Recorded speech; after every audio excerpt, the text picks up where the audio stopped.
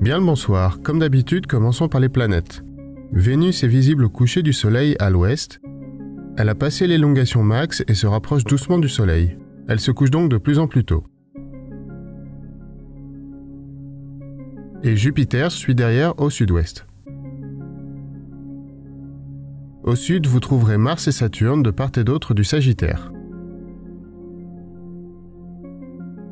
Le mois dernier, je vous ai présenté le triangle d'été, retournons-y donc pour trouver en son centre une toute petite constellation de 2 étoiles, le Petit Renard.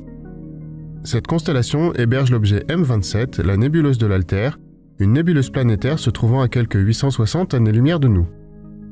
Une bonne paire de jumelles devrait vous permettre de la trouver, mais une lunette ou un télescope seront nettement plus adaptés pour pouvoir l'observer.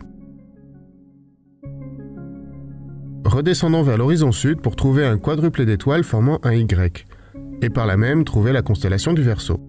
Un peu au-dessus de cette constellation, vous allez pouvoir trouver l'amas globulaire M2.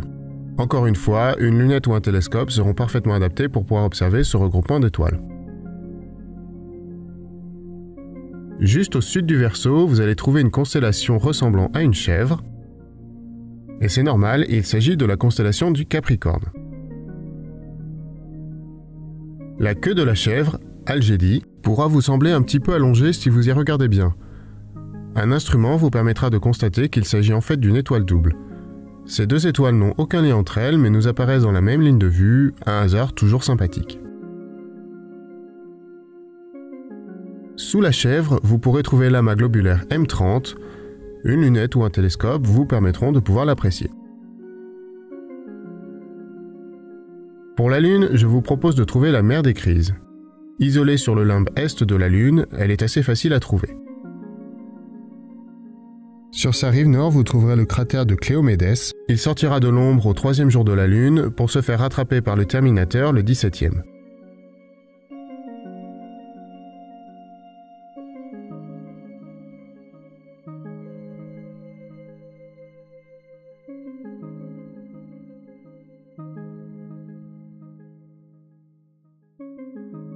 Pour finir le mois, nous avons toujours la comète 21P Giacobini-Zinner. Elle vient d'arriver à son maximum de luminosité. Elle est à la limite, mais malheureusement reste invisible à l'œil nu. Il vous faudra donc un instrument pour pouvoir l'observer.